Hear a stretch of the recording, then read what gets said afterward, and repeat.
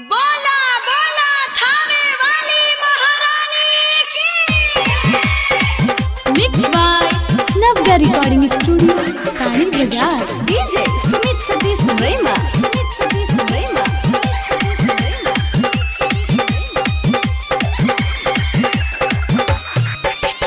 भइले बाये माई एकरा पिपरा पर के भूत ई छोरा तो नइखे। भइले बाये माई एकरा बाना पर के भूत ई छोरा तो नइखे। कोहे लागी से हमरा के लाना चाही, दूगो कबूतर अउरी दारू हमरा चाही। पहेला की छोर बनाही एक तोर वंश की छोरा तो नइखे। भइले बाये माई एकरा पुलवा पर के भूत ई छोरा तो नइखे।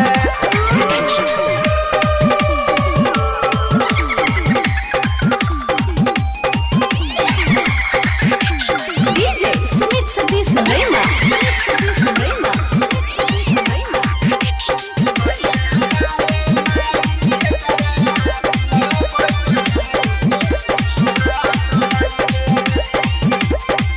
कितनो मनाई हम झाड़ फूक कराई, कहे की माई हम छोड़ के न जाई।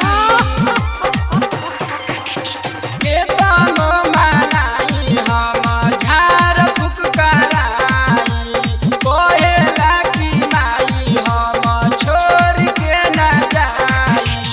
कहेला की दूगो जोड़ा खुशी हम लेब ई छोरा तो नइखे। भइले बाये माई एकरा बहिर पर के भूत ई छोरा तो नइखे।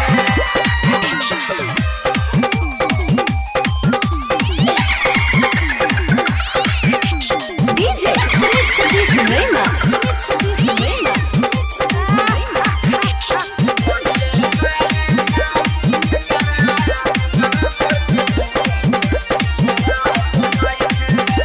हे दुर्गा माई तनी दया दरसाई, भूत मले छोरौआ घर से भगाई। हे दुर्गा माई तनी दया दरसाई, भूत मले छोरौआ घर से भगाई। और अर्जुन धर्मेंद्र माई बारे नादान ई छोरा तो नइखे। भइले बाये माई एकरा नाहर पर के भूत ई छोरा तो नइखे।